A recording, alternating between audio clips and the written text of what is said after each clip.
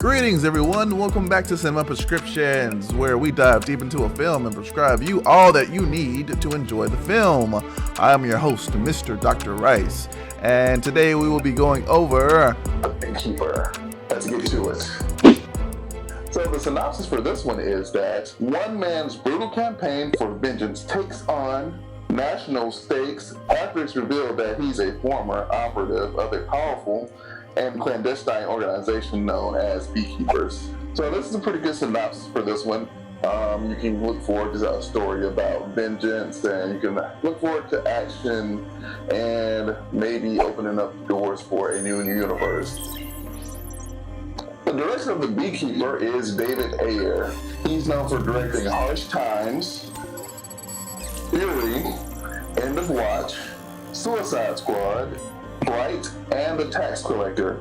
He also wrote Training Day, which is one of my favorite movies. So he has some pretty high acclaimed films. Usually they deal with war or gang activity or corrupt cops. So this one's kind of different because it's mulling over a secret organization, and I'm always excited to watch a movie from David Ayer. So I'm excited to see this one. The budget for this film was not posted. It was estimated to be around $40 million. This is a good budget for this film. The film has Jason Statham in it, so he's one of the biggest action stars around, so I'm pretty sure it costs a pretty penny to have him in it. But this one's like a lower budget action film. So having a lower budget with an action film gives you more practical effects. You have to do a lot of stuff on your own. Because you don't want to run up the budget, adding lots of CGI and things like that. Just so you can get a picture, John Wick, the first one, cost between 20 and 30 million, and you saw what that did with that kind of budget. So this is a pretty appropriate budget for a film like this.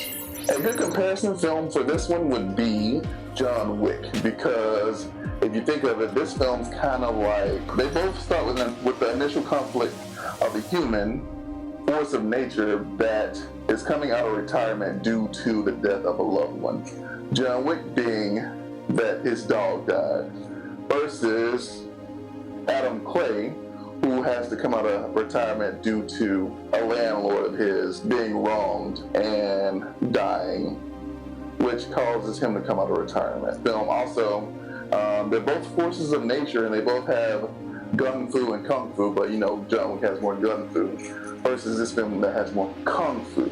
What makes this film easy to love is action-packed. The action is very creative and tight. The fight scenes are brutal and inspired. From Jason Statham breaking jaws and teeth flying everywhere, it was crazy.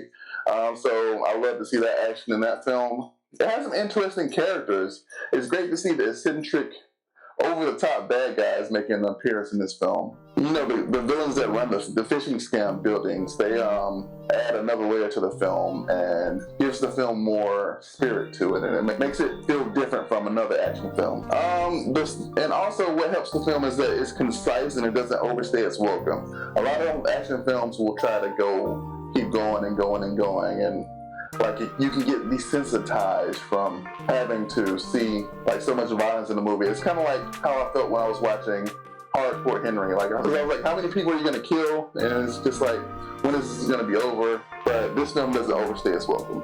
What makes this film hard to love?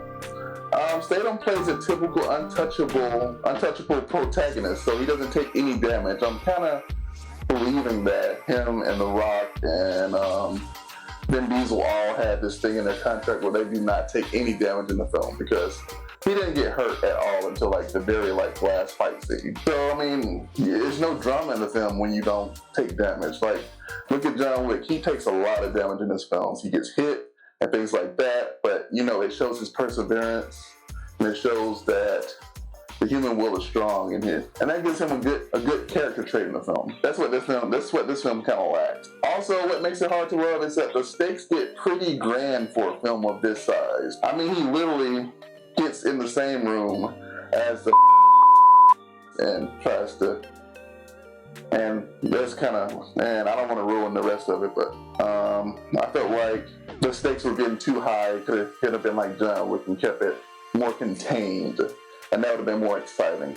And one more thing that makes it kind of hard to love is that it is everything in the film so convenient. Like it goes from point A to point B to point C with no real complications in the film. So it kind of gets boring. Well, not boring. It kind of loses its. It doesn't give you much drama, in my opinion. So the prescription for loving this film is enjoy the action-packed creative scenes, enjoy the interesting characters and villains in the film, and enjoy the concise story. What could make it hard to love is Jason Statham plays a typical untouchable protagonist. The stakes get far too high for a film of this size, and everything is so convenient in the film.